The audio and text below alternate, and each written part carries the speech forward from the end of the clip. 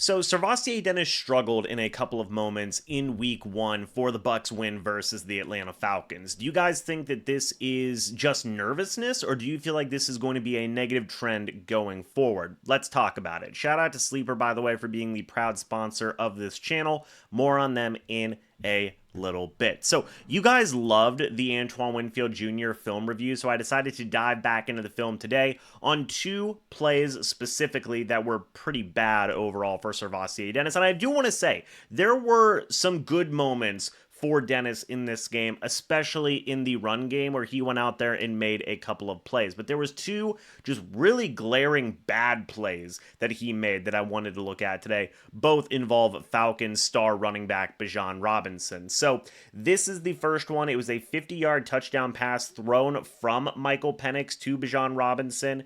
And this was the third play of the game, I believe, just period. So not a great way to start off for the Buccaneers defense. As you guys can see right here, there are four defensive linemen right here. Yaya Diaby, I believe that's Logan Hall. You've got Vita Vea in there, and I think that's Kalijah Cansey.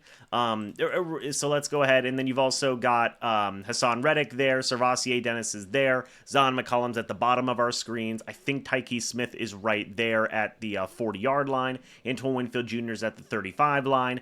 I think that's like Jacob Parrish or Jamel Dean up there. I'm not too sure.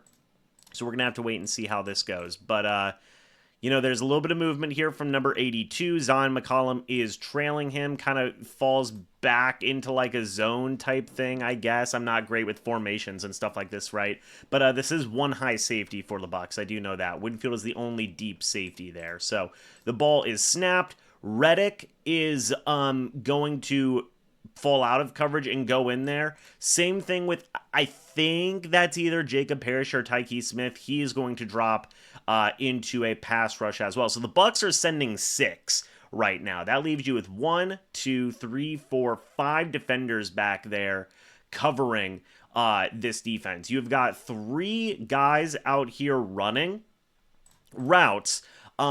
You have got, I believe that's Kyle Pitts right there. Drake London's down there, and I think that's Casey Washington. Number 89 is serving as a blocker against the Buccaneers rusher up here. So the Falcons have 6 guys blocking, so it's 6v6 right here, okay? It is a nice little play-action-y type thing, and Bijan Robinson initially is going to look to maybe help with the block, but he's going to sneak by right here to possibly get a pass. Now, if you look right here, Servassier is all the way up here, right? Bijan is at the 45-yard line, basically. Servassier Dennis is all the way up at the 40. Levante David's kind of in no man's land up here. Just not doing a whole... He's just... There's nobody to cover out there, right? He is at the 45-yard line of the Bucs. Everything else that's like deep out here, you've got a lot of coverage here. Servassier is up here. Zion McCollum.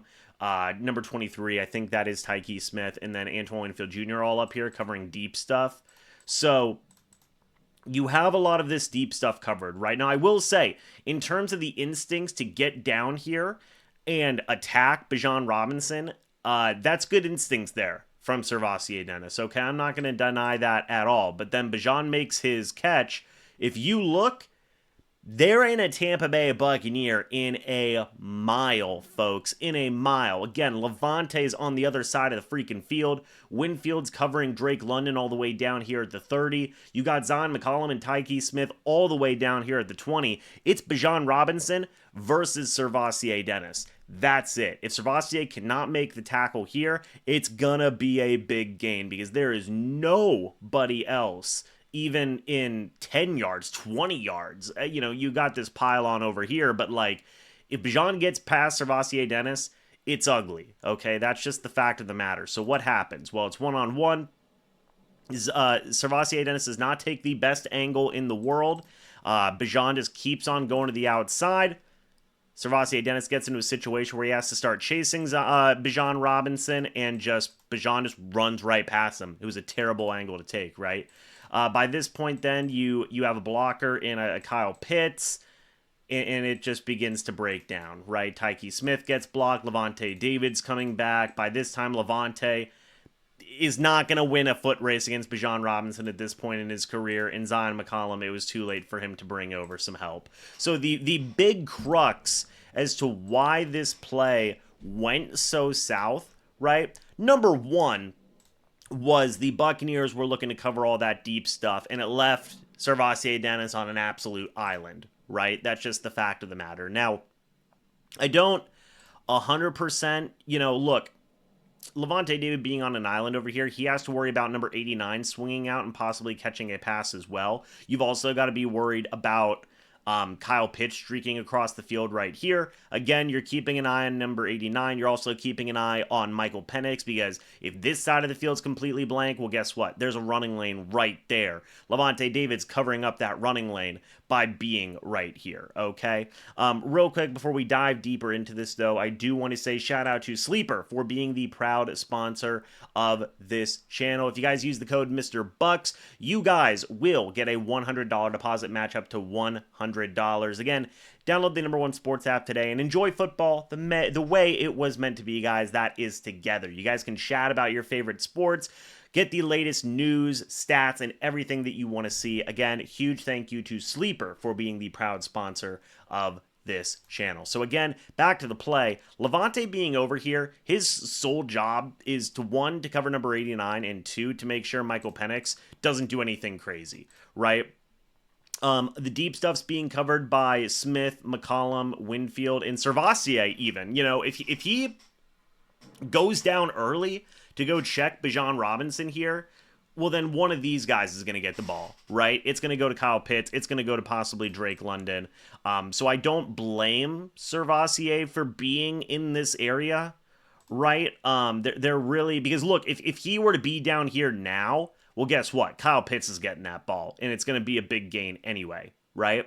So it was a tough play for SirVocea Dennis to make. I don't necessarily know if this just was a bad defensive call because they sent 6 people to attack or what, but they did. They sent 6 people to get after Penix, and it just left them exposed on the back half of the defense, in my opinion. However, the Buccaneers do trust a guy in SirVocea Dennis to make a play like this. So Bijan gets the ball, and just the angle. Now, if he would have went and tried to get him straight on, kind of went over here, I get it.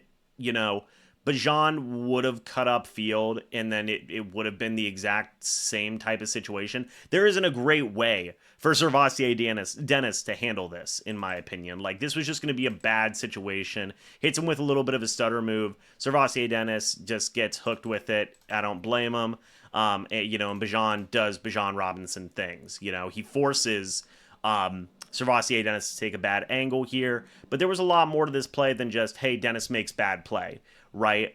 I just feel like the sending 6 to get after the quarterback left them exposed in the back half of the defense, and it left a guy like Bijan Robinson, their best playmaker, wide open, forcing SirVocea Dennis to take a bad angle because it's Bijan Robinson, one-on-one. You can't exactly get in front of him and stack him up like that, so he was just able to outrun SirVocea Dennis, able to get a helpful block from Kyle Pitts, and just outrun the rest of the Buccaneers defense. So upon further review, that one, yeah, they do trust SirVocea Dennis to get those one-on-one battles, number one.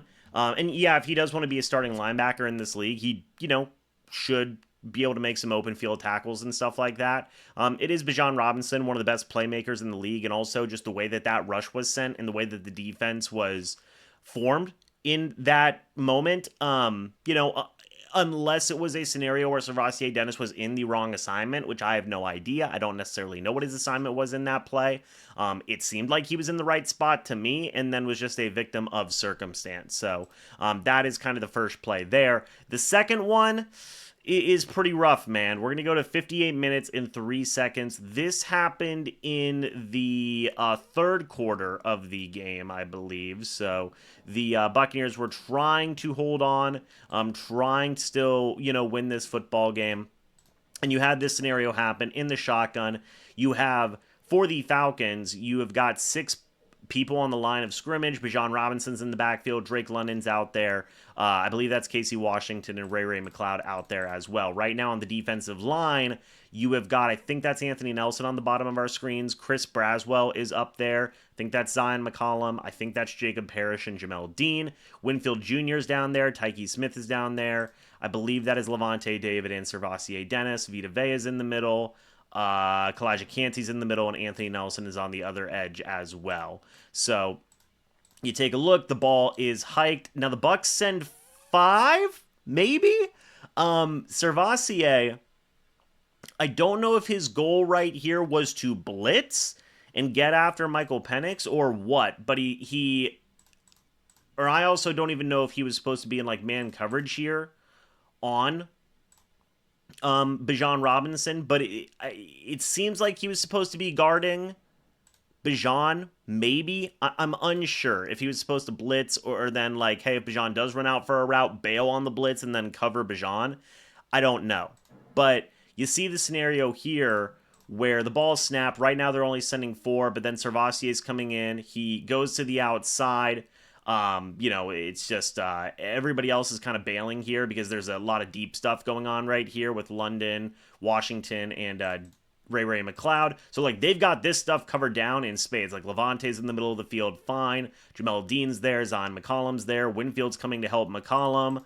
Kind of got Casey Washington, going up against Jacob Parrish, but you've got Tyke Smith up there to help out as well. And then you've got this scenario where I think this one was much more on Servassier, right? Just because of the circumstances that happen here where he goes, instead of blocking, Bijan just runs out for a route. Again, kind of fakes out Servassier here and goes out for a route, and Servassier just looking like a fool, just chasing down Bijan Robinson. It's an easy catch and run because everything else is deep at this point. Good play design for the Falcons as well. And Servassier gets caught chasing down Bijan Robinson yet again. So I don't know if that was necessarily a mental lapse in the judgment of Servassier where he just didn't 100% get his assignment. Maybe that's because of nerves. Maybe that's because of something else. Not playing well on this play. But it was notable where, look, he's looking straight at Bijan Robinson here, right? Straight at Bijan Robinson. He takes that outside attack there, and Bijan just fakes him out. He overcommits to the blitz. He overcommits to trying to get after Michael Penix Jr., and he eats it for it. He absolutely eats it for it. So again, I don't know if that was just nerves. I don't know if that was a completely blown assignment. It was probably a little bit of both, but this one I put more on Servassier. Whereas the first play, to be honest, he was kind of left on an island against Bijan Robinson one-on-one in the open field. That's a rough matchup to be in, quite frankly. And I don't love the way the defense was set up in that first play. So that is it, guys. That is taking a look at the 2 plays there from Bijan Robinson going up against Servassier Dennis, where Dennis did struggle. I don't necessarily know if this is going to be a trend going forward. Those were the 2 biggest notable plays for Dennis that was negative. Like I said, he had some positives as well in this game with the run defense, had some very good run defensive stops, which was a great thing to see. I don't believe this is going to be a trend. If it is, we can dive into it deeper and talk about it more as the weeks progress on, but it was 2 bad blown plays. I think it was more of a situation of nerves, like being a full-time starter. Week 1, your first game, you're playing in Atlanta, right? Bulls said it was probably a little bit of nerves. They did bench Servassier after that play, by the way, the second Bijan Robinson catch, and he came back and he played better, right? So I think he will be playing better going forward. If he doesn't, obviously we can talk about that more, but I did want to dive into those 2 plays and give my thoughts and analysis on it. What do you guys think? Let me know your thoughts and opinions about Servassier Dennis down in the comments section below. I'd love to hear it. Thank you guys so much for watching this video. Hope y'all enjoyed. As always, guys, I'll see you all in the next video or the next live stream, but until then, and as always, guys, goodbye for now, and go Bucs.